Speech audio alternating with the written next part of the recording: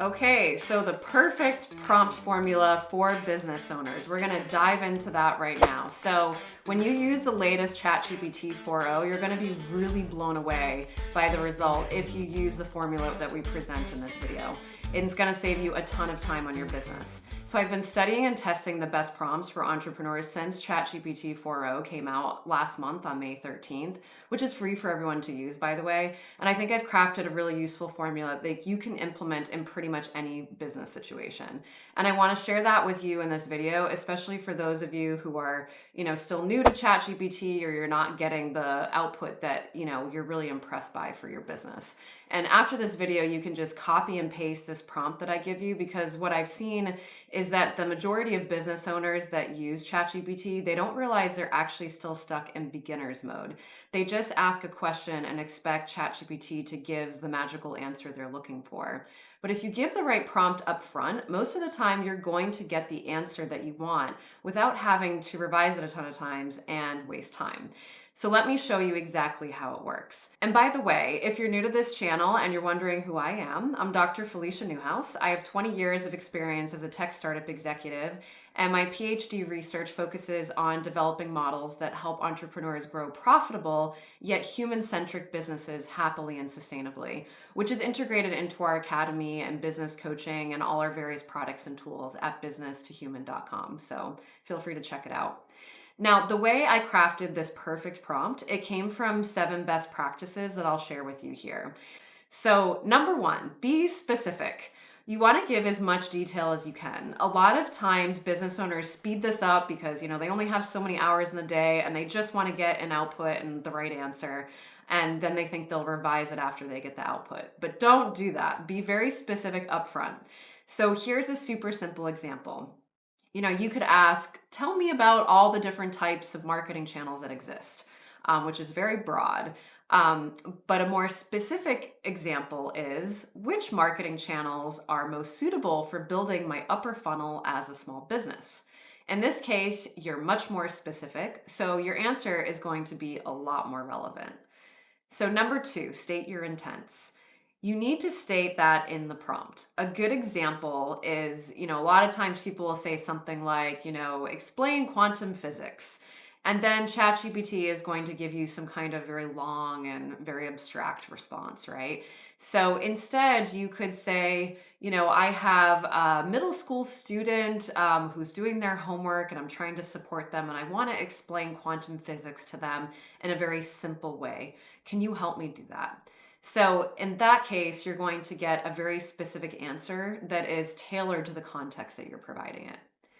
So number 3, use correct spelling and grammar. At least the best you can. Even though the model, oftentimes the LLMs and where they're at today, they're going to figure that out. But sometimes a small spelling error, you would be surprised, because a lot of these LLMs actually do lack contextual awareness. And so it can send them in the wrong direction and thereby wasting a lot of your time. So do try to do spell check up front, and just, quickly check if you've misspelled it or anything, and correcting it, up front, so you can ensure the prompt will get you the best response possible. So number 4, direct the output format. Give it some direction on what kind of output you're looking for.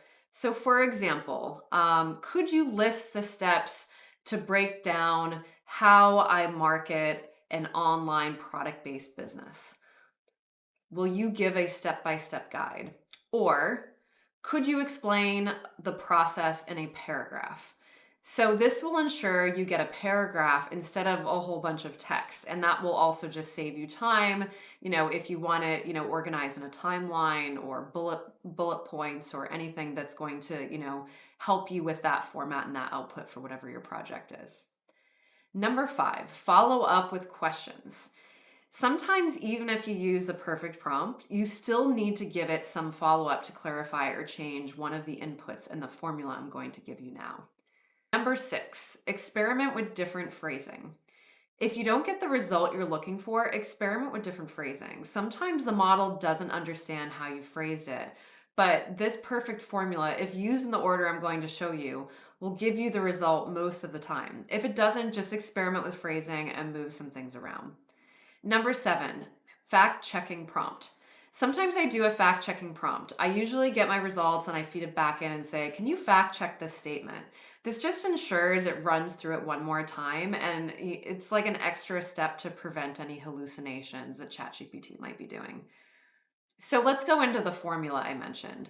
This formula, if you use it based on all the different specific information I gave you already in this order, will get you far better results than what you're getting right now, I promise. And this formula has these 5 components. Number 1, context, plus specific information, plus your intent, plus the response format that you want, which equals the perfect prompt. So this perfect prompt formula works for not only ChatGPT, but also other LLMs out there like Gemini and Claude and, future ones that will probably come out as well. So I'll post in the description below this video so you can copy and paste the formula that I've talked about here. Then every time just put in those 4 different pieces whenever you give a prompt to any of these LLMs. And what I recommend next is you learn something called prompt priming as well. And so prompt priming is, things you do before you even give it a prompt. So you never ask a question before you prime it. And so I'll talk a little bit more about this in subsequent videos. And then I recommend you learn how to train and personalize your GPTs with your own data, your tone of voice, your brand, and other aspects of your business that make AI really work for you and your business, and make it more personalized for your audience. So I'll make a video about these topics and link those here as well so that we can continue the learning and go beyond just what we've discussed in this video. I'm also putting together an entire learning platform for entrepreneurs and small businesses so you don't fall behind. It's called Business to Human Academy, and you can get the latest tools, the latest tutorials, one-on-one coaching, and complete courses with much more detail than what I provide online here. So if you found any of these tips helpful, don't forget to like, subscribe, hit the notification bell to stay updated on all our latest content. And if you have any questions or want to see more AI tutorials, let me know in the comments below. And thanks for watching, and see you in the next video.